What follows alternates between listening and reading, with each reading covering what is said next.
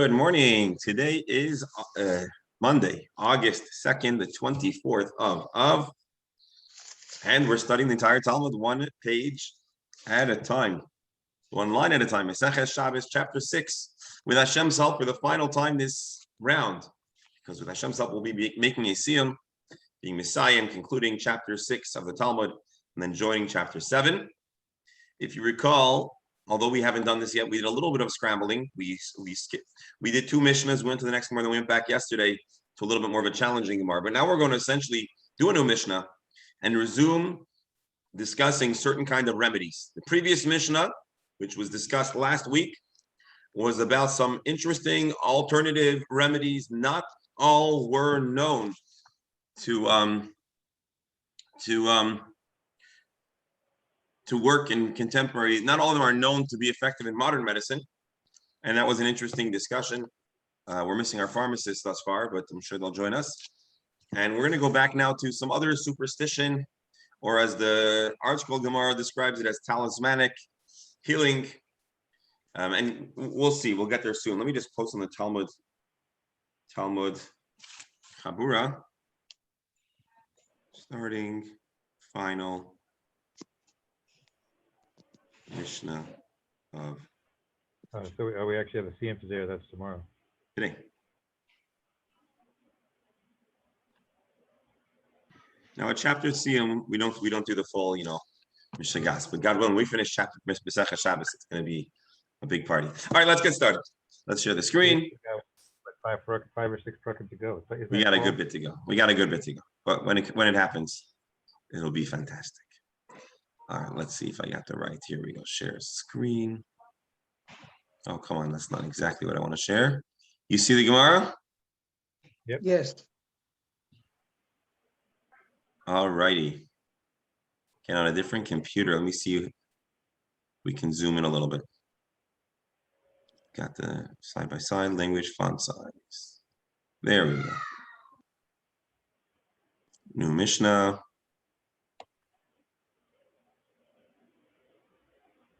We're going to force our regulars to watch the video of this.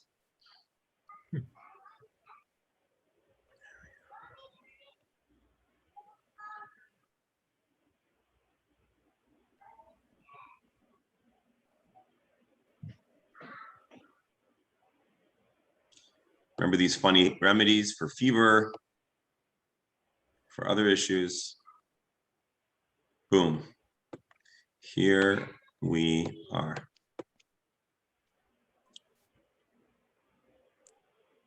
Ready for this? Here is the Mishnah. Wow, nail from the crucified. That's a weird thing. It's going to be fun. Let me just see if I can shift. I don't know why it's not letting me move this. There we go. Yotzim bebeitzas hachargol. One may go out on Shabbos in the public domain with the egg of a locust. I don't know about you, but I've never seen a locust egg. I suspect it's pretty small. Uvishain shual, and you're also allowed to go on Shabbos when wearing a fox's tooth. Why would you have a locust egg or a fox's tooth? The Gemara will discuss. Uvimasmerin atzaluv, and similarly, you may carry around on your person the nail of a crucified person. Why would you want to have any of these things? Mishum refuah, because they were known to have some kind of healing and remedies. Would that nail be tameh because it was from tameh mace or not? Maybe. What's wrong with that? But normally, we're supposed to stay away from tumah. Let's see.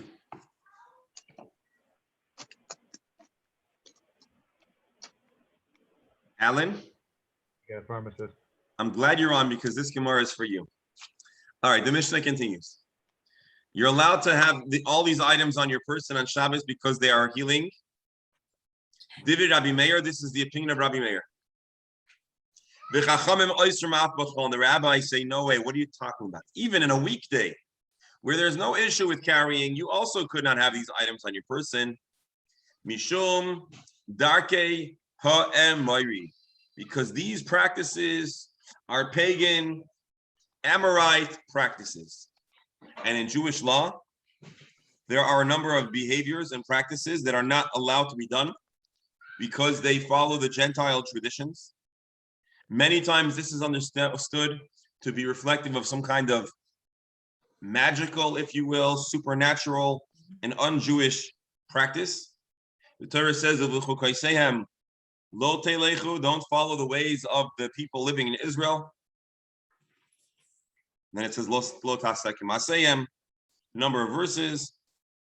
And for this reason, there are a whole variety of items that we don't do, because they are reflective of Gentile pagan tradition. And for some reason, it's called Darkei Amori, which is one of the nations that were in Israel.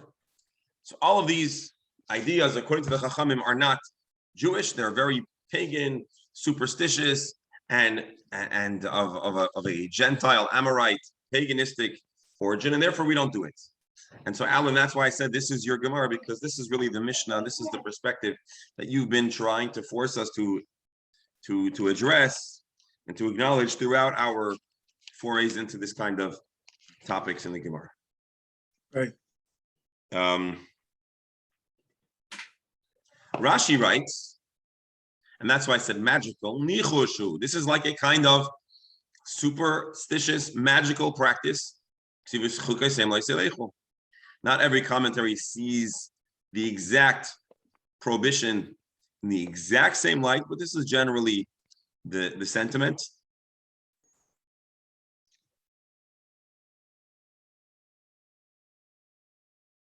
We'll see some more discussion in the Gemara in a moment. In the Caribbean islands, they used to call that voodoo. So voodoo is probably a cousin of these kind of practices. So let's see the Gemara. So this is the Mishnah. The Mishnah has a question. There are certain items that are known there are known remedies for healing, but they're not exactly things you wear for style. So Rabbi Meir says, if they're for healing, you could wear them. And the Chachamim say, what? You can't wear them at all because they are darkei ha'amoiri. These fit into the genre of items that are Gentile, pagan in nature, and therefore you cannot do it. The Gemara is going to start from Aleph, or from the ABCs. We're going to start from the beginning of the Mishnah. So let's see the Mishnah's analysis of what and why these items may be worn. And then we can discuss if it's Jewish to wear them. Here's the Gemara. The Mishnah talks about people who would carry on their person the egg of a locust. Why would you do that? The Abdi L'Shichla, it's done to deal with, to treat. Shichla, Rashi says, L'kaiv ha'oizen. These are there to treat earaches. The toilet ba'azlin, the item was placed near or in the ear to heal the ear. Uvishain shel shual. Why would a person have a fox's tooth? The Abdi L'Shinta. This was understood to be good for teeth aches. I'm sorry, I take that back. Sorry. Lishinta, Rashi. Yesh she'aso kidei sheyashan v'yesh kidei shelo yishan. This was done to affect and help people to regulate their sleeping patterns. Sometimes it would be worn Rashi says, to affect sleep, sometimes to prevent sleepiness. So they didn't have Starbucks, but you could always have a fox's tooth. That was prevalent. How does it work? D'chaya leman denoyim. If the tooth was from a living fox, then it would help a person not dremel, not sleep. See that? I'm sorry, d'chaya leman denoyim, if it was from a live fox, so that they should I'm sorry, d'chaya, if it was from a live fox, leman denoyim, so that they should fall asleep. The misa, if it was from a dead fox, leman deloy noyim, to prevent falling asleep. So again, an ox's tooth could have two effects. This was, again, part of this talismanic, potentially Amorite practice. Now, why would you ever want a nail from a crucified individual? How do you get a tooth from a live fox and survive? You need a big talisman for that. That's probably why it was pretty expensive item, and you needed to have a hechsher to prove that it came from a live fox. All right, let's see. Of a masmar min, what's the deal? Why would you want to have a nail from a crucified person? To avdi lizirfa. That would help. Rashi. This is good to deal with infection. Says Rashi and Rabbi Steindalt, it was good. It was used to combat infection. A rusty nail is going to combat infection. That was what the folks who use this kind of folk medicine said, and these are the items that are discussed in the Mishnah.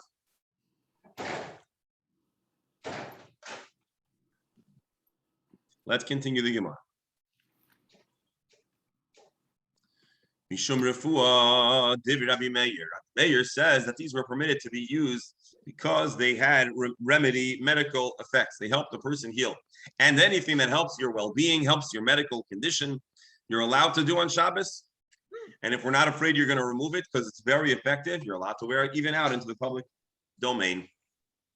Abaye and Rava both commented on our Mishnah as follows. An interesting principle. Kol davar sheyesh boy mishum refuah, ein boy mishum darkei ha'moiri. If a practice, as superstitious and strange as it sounds, is to affect healing, to heal a person, and Rashi says, Sheniris refuasai. There, we can draw a line. There is a correlation between the treatment and the healing. For example, if you're drinking a cup of something, or it's a bandage that's going on the wound, so then, because we see a direct correlation between the remedy and the healing, that would not be considered a Gentile, pagan, Amorite practice. This is what Abaye and Rava both say. If there's a healing component, and more so says Rashi, you can actually draw a line and see that it heals. So then it's not simply superstitious, but there is a closer relationship to the injury and the remedy, and therefore it's permissible. The Rashba and others have a question. Namely, what could possibly be the correlation between the remedies enumerated in our Mishnah and the results? So the Rashba, the Ran, and others say, you know what? You don't have to actually see mentally that, oh yeah, you're putting something on the wound to heal it. But if they did a scientific study and they noticed that it was being effective, that would also be considered Mishum Refuah. That's the way the Rashba explains this. All right. So that's Abaye and Rava's comment. When there's no connection between the remedy and the healing, then it's prohibited. But if there is, it's not considered Mishum Darkim. That's what Abaye and Rava said. The Gemara does not like that answer, or does not like that statement. Are you really saying that in an instance where we cannot draw a line between the remedy and the healing, that is an Amorite practice and it's prohibited? Well, we have an instance of a certain remedy, which we don't really quite see how it affects a solution, and yet it is permissible. V'atanya, we learned in a brisa, Elon Shemashir Peiroisav, what happens with a tree that unfortunately drops its fruits before their time? They're not ripe, and that's very bad for business. Imagine investing all this energy to irrigate and help this plant, this tree grow, and then the fruits fall off prematurely. So what do? So it says in the brisa that you should color it with red paint. And I imagine this means put stones all around the tree.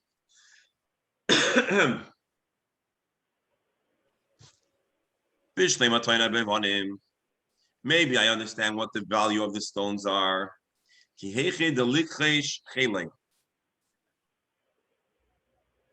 Maybe the stones support the tree, and so the tree doesn't have to use so much koyach, so much energy to stand straight, and therefore maybe it could use more energy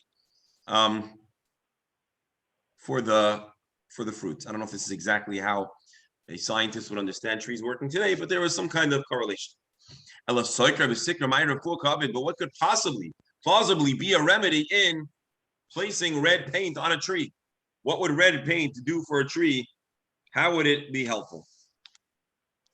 So the Gemara actually explains that there is something valuable about putting red paint, and therefore it is not prohibited. It is not an Amorite practice. And you know what the explanation is? Here is what the Gemara is going to answer. People will drive by and they'll notice a funny tree painted red. And the people are going to know, oh, this tree, Nebuch, the poor owner, his tree that he worked so hard to grow isn't producing good fruits. People are going to daven for the tree and for the owner of the tree. And we find that sometimes drawing attention to a misfortune, to illness, to problems could be helpful. Where do we see that? When it comes to the Mitzorah.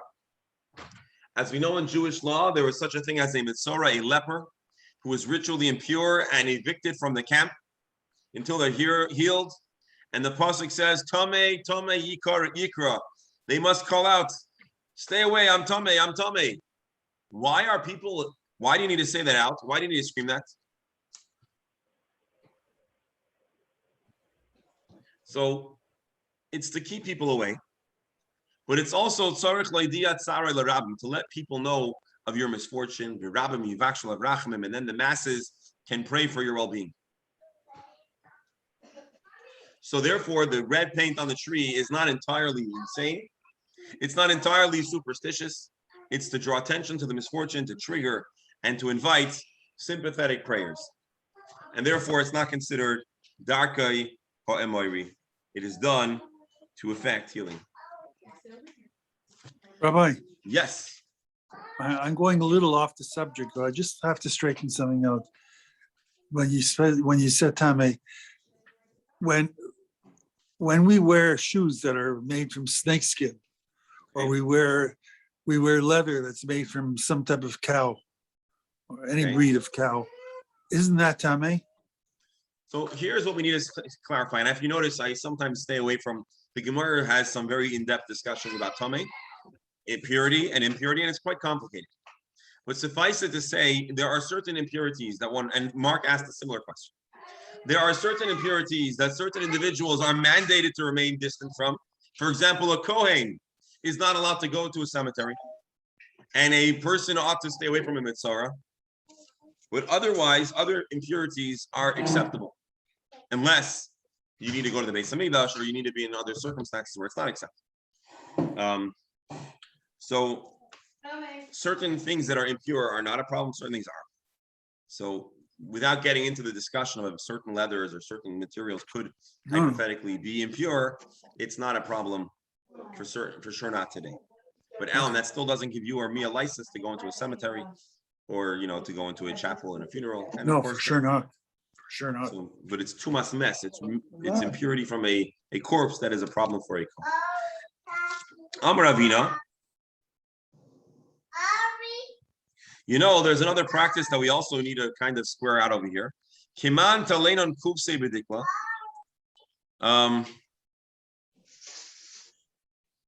Which opinion would advise to place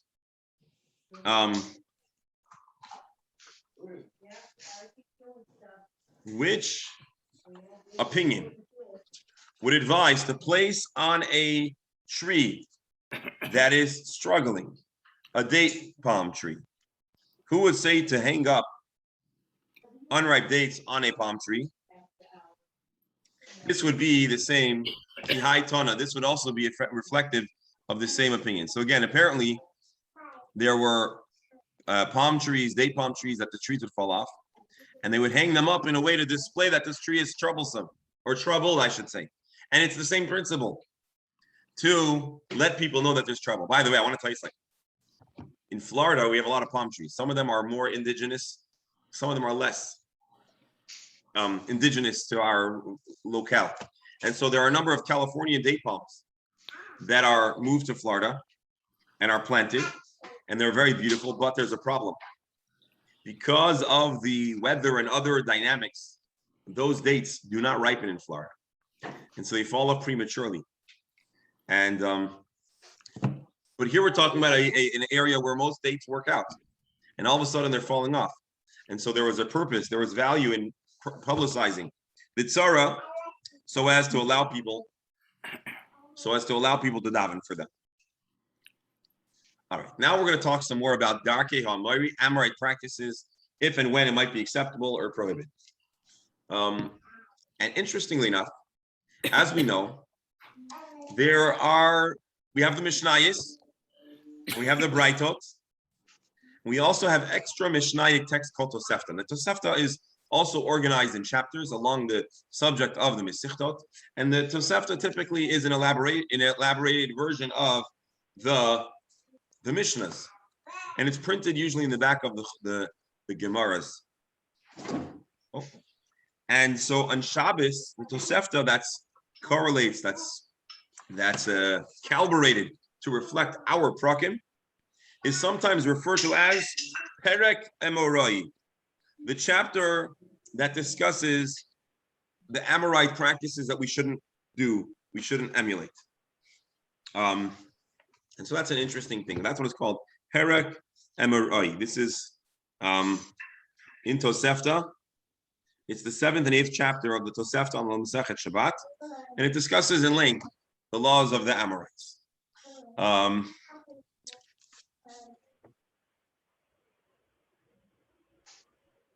If anybody has an old-fashioned Gemara and you look in the back, you might be able to find it. But anyways, let's go into Tani Tana Perek Amoroi Kamei Chia Bar Oven. One of the students, one of the people, the expert Mishnah people, was reading from the chapter known as Perek Amoroi in the presence of Rabbi Chia Bar Oven. Rashi points out Perek Echad Shoshani B'Tosefta Mesechus Shabbos B'Hilchos Darkei Amori. So he was reading the text Amar Lei Kulhu Ispahu Mishum Darkei Amori. All different practices that are somewhat superstitious and the like are all considered Darkei Amori. All of the practices in our Mishnah. Rashi Kol Ashnuyim Sham. Al Titel Rabacham them in by Mishum Darkei. Elo B'Chulu Atoshoyne Yesh Boy Levar Mahani Beis Elo Farsh. Basically, there's a whole list of items, I believe, including our Mishnah, that are considered Darkei HaAmori, and they are prohibited, with a small exception.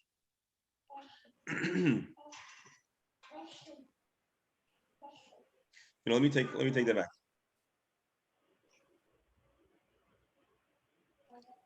There's a whole list in the Tosefta there of practices, and all of them are considered problematic, and there are only two exceptions that are not considered Darkei HaAmori. And what are the two exceptions? Two things that broadly fit into the genre of Darkei HaAmori, Amorite practice, that are prohibited, but they're actually permissible. Here they are. Levar Mihani, here are the exceptions. Mi sheyesh le'etzem begroinai, a person that has a bone stuck in their throat. Meidi me'oisoi min umaniach le'al kad kadai. You could take the same bone. So let's say you're eating a steak, God forbid, and a little piece of bone is stuck in your throat. You could take a little piece of that bone, or a similar bone of the same animal, and place it on the person's head. Certainly superstitious, certainly sounds reflective of magic and this kind of stuff. And you say, Chad, chad, naches bala. Bala naches, chad, chad. One by one descend, be swallowed and swallow, and descend one by one. Rashi. V'lochash, v'notzo kemachat elu beis, vad memem. So basically this funky incantation along with placing the bone, and that's not considered a problem. Ain by mishum darkei ha'amari. That's what it says in this chapter that describes a whole bunch of prohibited practices and a single permissible practice, or two permissible practices. This and another. Alan's wondering, why would this be any different?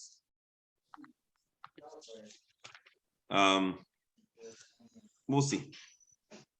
We'll see. It might not be so simple. So the Gemara continues. Oh, the idra lemaha. If you have a fish bone, well, then you have to say a special customized incantation. You say, Nin atzto kemachat. You're stuck like a needle. Nin alta kesris. You're locked like, well, here he says a shutter or a shield. Shaya, shaya. Get down, go down. Rashi, lachashu, raid, shaya, shaya means go down, go down. So maybe you know somebody named Shaya, but that's not for this Shaya. That's an Aramaic incantation, hoping the bone will go down. And we're now turning the page in the Talmud from 67a to 67b. Why would this be permissible? Why would we say Ein ba mishum darkei hamari?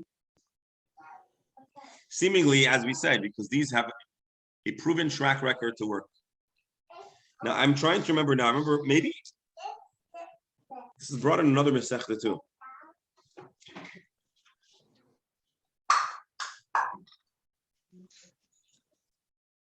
But anyways, this one, the Gemara says you're allowed to do. Now, here are some other practices that are not so good, not acceptable.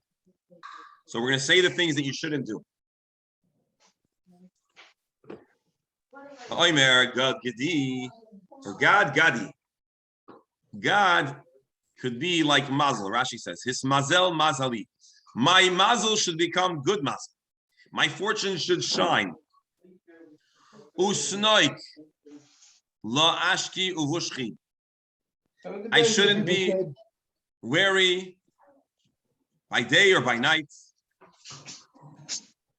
Rashi, usnoik, ayif lotiyeh, usnok lo, I shouldn't be tired. Ashki uvushki, by day or night. By the way, I don't even know if this is like mainstream Aramaic. This sounds like some hardcore, which language? Rabbi Yehuda Omer, God, einay ela lashon avodah zara. You know what this word God that says let my mazel be good? Not only is it an Amorite practice, it's worse than an Amorite practice. It's outright channeling, honoring, and praying to avodah zara. Shenemar ha'archim legad shulchan. And we have a verse in the Torah that says like this in Isaiah, they prepare a table for God. Gimel Dalid. Ironically, in English, God means a deity, or we say with capital, right, G/D, that could be talking about Hashem. But ironically, in this language, and based on a biblical reference, the word God could actually be avodah zarah. Rashi, yesh ba mishum darkei hamori. V'chein b'chulon asoif pirka the garcinon harez v'darkei hamori v'hachi garcin v'tosafta. And similarly, all of the texts that follow are all equally avodah zarah oriented. Let's do one small thing for a moment. References, no? Commentary Tanakh, no. Let's see the Marsha for a moment. Rabbi. Hold on. I have to leave. I apologize. Okay, so before you leave, you have any closing comments? Yes, my closing comment is I cannot believe that the Rambam does not refer somewhere to this stuff and be critical of it. Well, Rebel, why? First of all, why do you assume the Rambam doesn't reference this? Number one. Number two, the Rambam doesn't need to be critical because the Gemara is already being critical of it. No, especially from the fact that the point of view that he was a physician. There's a whole. We're not now, but there's a whole text from the Rambam's son, I believe, discussing. Okay. I apologize, Mr. Hashem, tomorrow morning. Thank you. All right, Rebel, Mazel Tov on the Siyum of the chapter. Okay, all right. All right, Shkai for joining us. Okay. Marsha. Hold on. Hadran.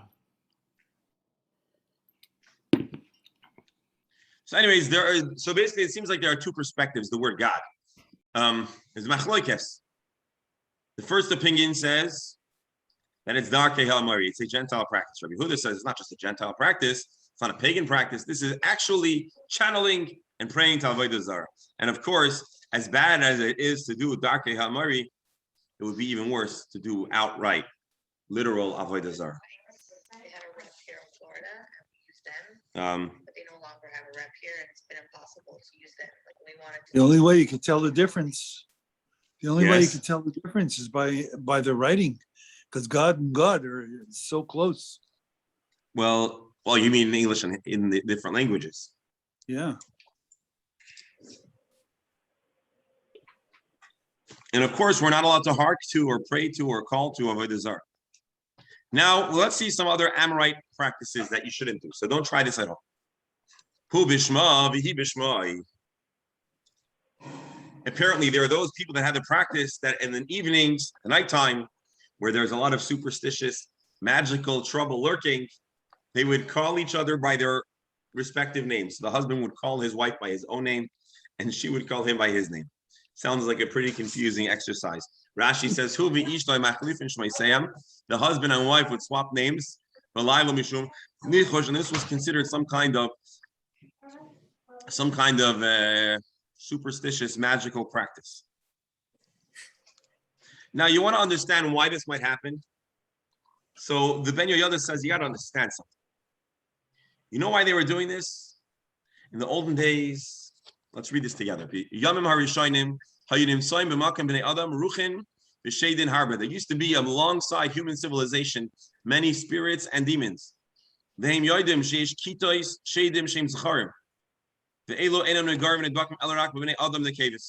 were certain masculine demons that only were interested in female humans. And there were feminine demons. And they were only attracted and caused trouble for males. For that reason, these people had a tradition to swap names. Because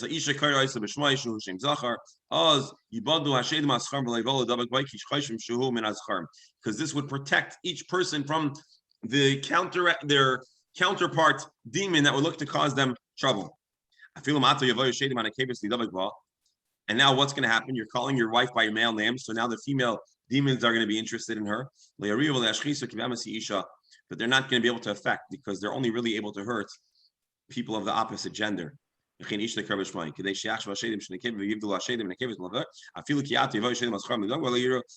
very interesting that the Ben Yoyada gives us a whole explanation.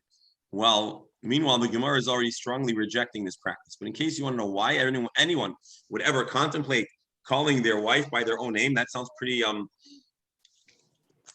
anyways. There were other practices that are also considered Darkei Hamari. Here we go. Dunu Danai. Rashi. Hidchasku Chaviotai. My barrels become strong. Why would you want a strong barrel? Well, if you're a wine manufacturer and if you're a wine manufacturer, well, then you're certainly going to want to have strong barrels. I suppose that's not a big question. Yesh b'mishum darkei ha'amari. This is considered an Amorite incantation. Rabbi Yehuda Omer ain't done. The word done. It's really channeling an idolatrous name. Shinemar.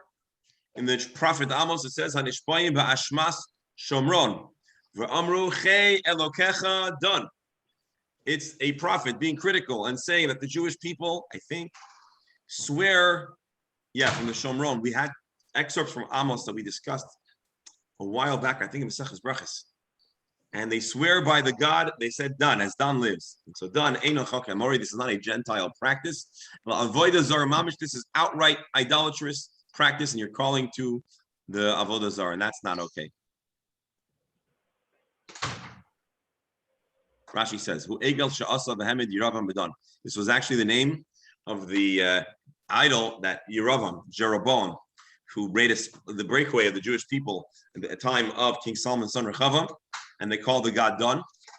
And so, if a person says "Don Duno Danai" in a serious way, they're harking to Avodah Zarah, and that's not acceptable. But again, there's a machlokas. There's one opinion that says it's Darkei Hamari, it's not acceptable.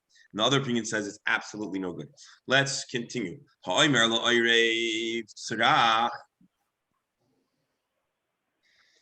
Person, when noticing a raven, says tzarach. Tzarach means to scream.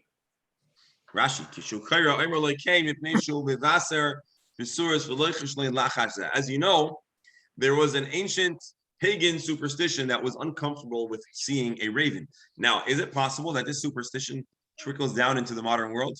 Are there people that are suspicious about ravens? Black raven or something? Anyone? I think there's such a thing. Well, that's an ancient superstition. And so someone might want to have an incantation, say tzarach.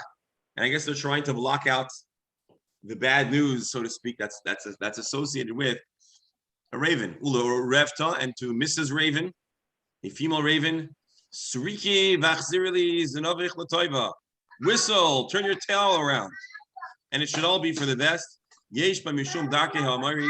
this sounds very much like an unacceptable pagan practice. Jews should not be concerned with ravens. Ha'omer shchatu tarnagol zeh shekara arvis. If a person observes, wants to slaughter a rooster, which makes noise at night, v'tarnagol shekara gabris, or a chicken that sounds like a rooster, yesh mishum darke ha'mari. Rashi. So there's two opinions. There are those that say that basically the rooster that crows out of turn behind all of its friends, that's a faulty alarm clock. That's a faulty alarm clock. You got to get rid of it. And Rashi says, alternatively, it sounds not like a rooster, but like a raven. You don't want a rooster that sounds like a raven. Or if the voice sounds off, those that have these concerns, those are reflective of Amorite practices. Now, the interesting thing is that we know that the Amorites in general were somewhat obsessed with birds. The color of the birds, they were superstitious about the birds, about roosters and the like. And to this day, there are sects that have certain superstitions associated with these animals. And anyways.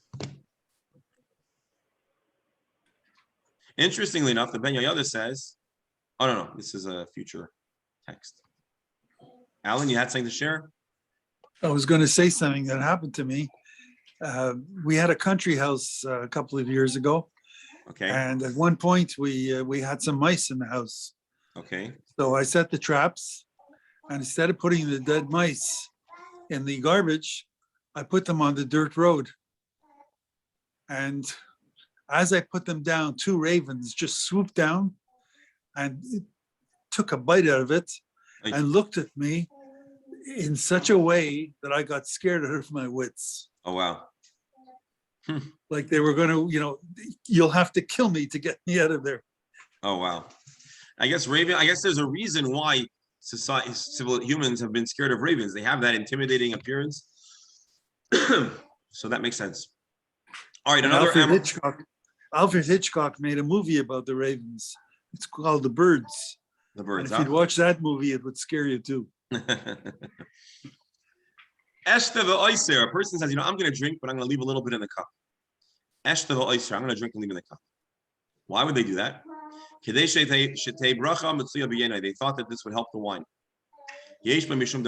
Help meaning that there should be more wine or it should be greater quality. What's wrong with that? Interestingly enough, the Ben Yehoyada says you got to revise this text.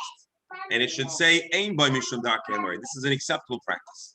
And then he quotes the Meiri as also understanding that this tradition of leaving a little wine over is actually acceptable.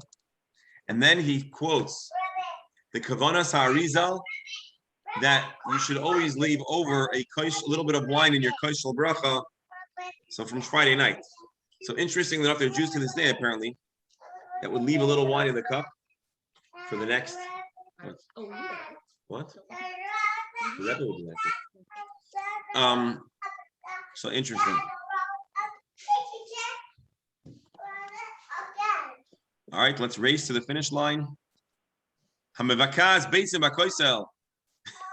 crack eggs on the wall.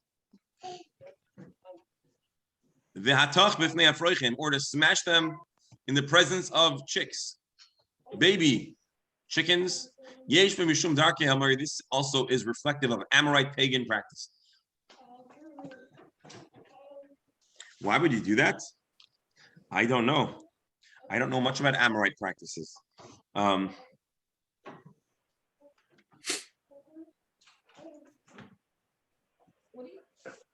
Apparently, it's possible that they would actually take.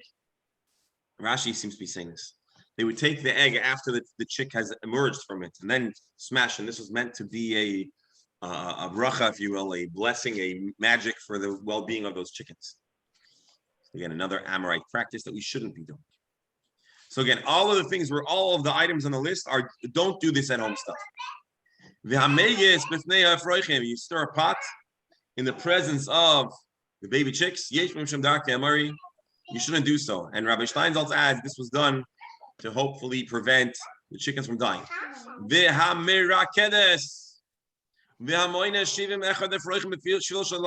A person who dances, or a lady that dances, and counts 71 chickens so that they shouldn't die. A person that dances while producing the kutach. Kutach was a famous dish in the ancient world, very pungent, very strong. I don't know if this is actually what it's like, but I always imagined it to be something like Marmite. Rabbi Steinsaltz says that it was a spice made from whey salt and bread, and it was very pungent and very strong and fermented. So if you dance to produce good kutach, no good. Or if you ask people to be very quiet while your lentils cook. Rashi, they want everyone quiet so that they'll work, they'll develop and cook properly. This too is unacceptable. We're supposed to scroll. A person is hoping that the pot will boil and chooses to urinate in the presence of the pot. That's unacceptable. And anyways, you should fire that chef, please. Why would someone want to urinate in the presence of the pot? Why would they suppose that would cause it to cook faster? I don't know. But again, why would they want to defecate in front of an idol? No, not. Oh, yeah. Well, anyways, fire the chef. You don't want this person working on your staff. You're going to keep on having trouble. But what can you do if you want a pot to boil fast? There are some legal, kosher, Jewish things to do. Nois and kesam shall tut. You could put some mulberry wood, v'shivrei zechuches, or a little bit of glass in your pot. B'shvil shetispashal mehera. Strain out that glass before you serve it, please. The Chachamim say, you know what? It's true. Glass might make your pot boil, but you're also endangering someone's life. So hold back on the glass in the pot. So basically, you can have a practice that's not idol worship or not a Gentile prohibited practice, but you still shouldn't do it because of danger. And as we might recall, the Chachamim made a whole variety of prohibitions, especially those that joined us for Meseches Avodah Zarah. You might recall there are a whole variety of prohibited practices because of sakana. Tana Rabbanan, our sages taught, you're allowed to place salt, a lump of salt, in your candle. Now, when we talk about a candle here, we don't mean a wax candle. Most likely, we're talking about a lamp. So it should burn well. Rashi. The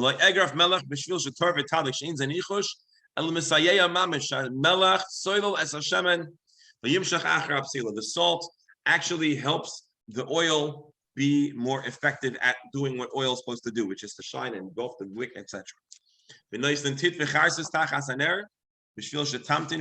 also allowed to place some mud or clay under a candle, which causes the oil to burn at a slower pace and therefore keeps the oil around for a little longer. Amar Rav Zutra. Rav Zutra thought, Haiman, the Mechase Shroga, the Mishcha Megali Nafta, the Avar Mishlam Bal Tashkis. Now, there are certain practices that you're not allowed to do. For example, you cannot cover an oil lamp or uncover a kerosene lamp. Not because of dark hamari, not because of pagan practice, not because of danger. Mishum Bal Tashkis. You're causing the oil to evaporate or to burn too fast, and you're just simply wasting good resources. Rashi. By opening up the thing, it causes the flame to shoot up and to burn a lot of oil. Chamra v'chaye lepum rabbanon. A person who is saying l'chayim and says, wine and life for the rabbis.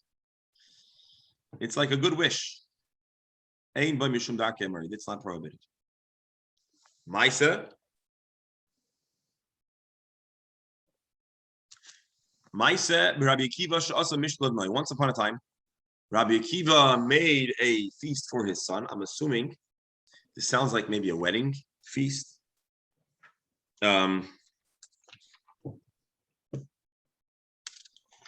Second.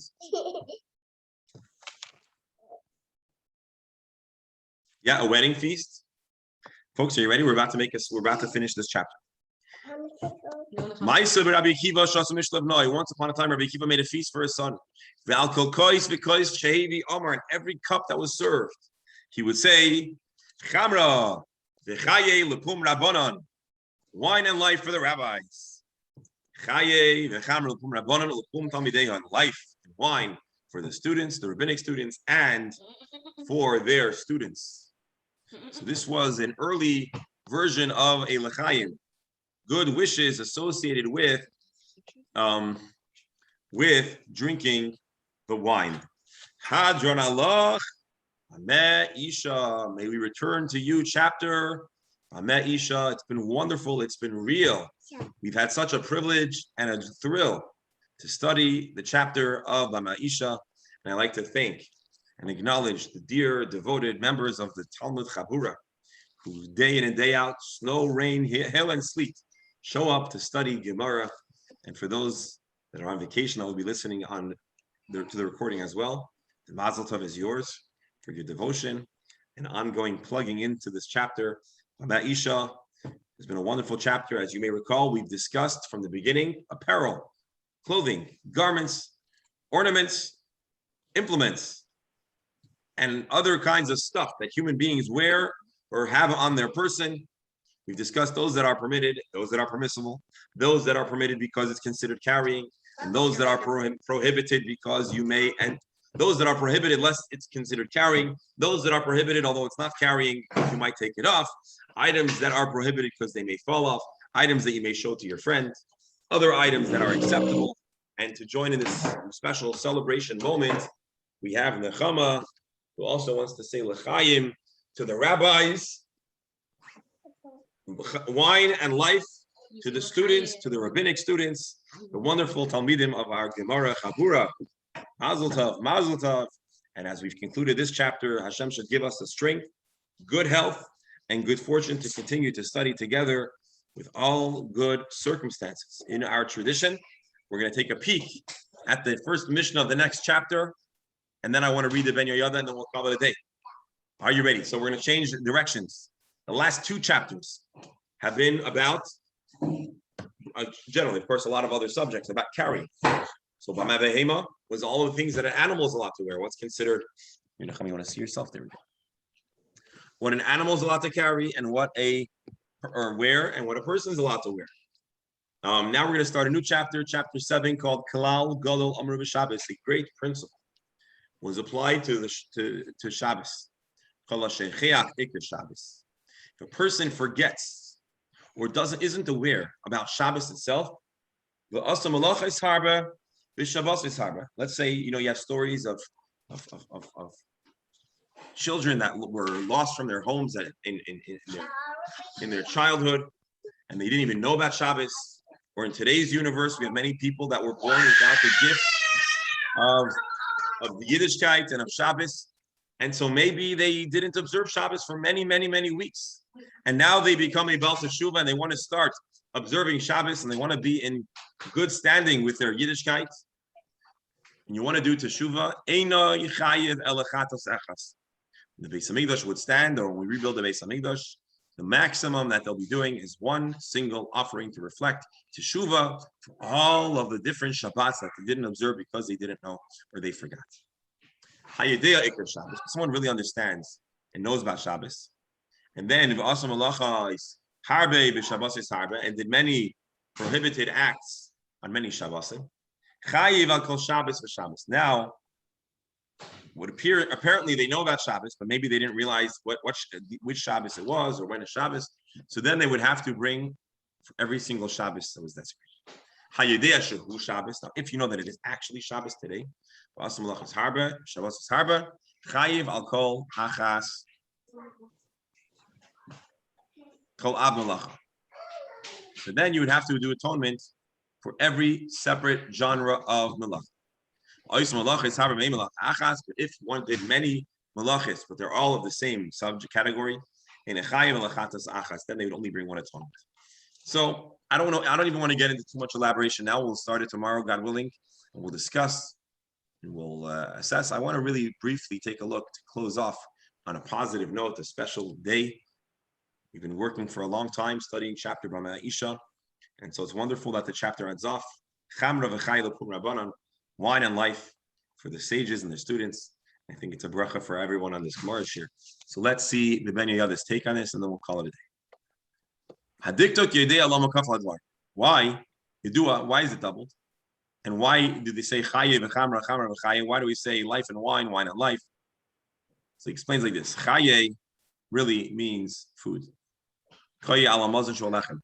Because the food sustains us. Particularly, a chassan's feast is like a Shabbos feast. Because a chassan who's a Talmud Chacham is referred to as Shabbos. There's two types of Shabboses.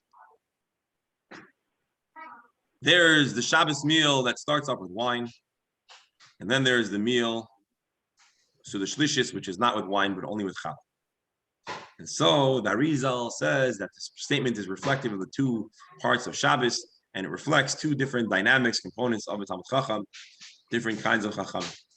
Those that are more in student nature, and those that are more independent. And just looking for a punchline here.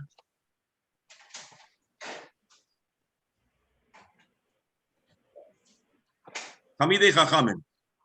Their life is like wine. Wine, as it ages, it gets better and better. Similarly, a person who fills their life with wisdom and with Torah, the longer they live, the more quality and vitality and improving wisdom. As the Gemara tells us, Mishnah tells us, Talmidei Chachamim kozman shemaskinen daton mitoysef esalim. Talmidei Chachamim, as they get older, they become wiser. Mashenken amei arts.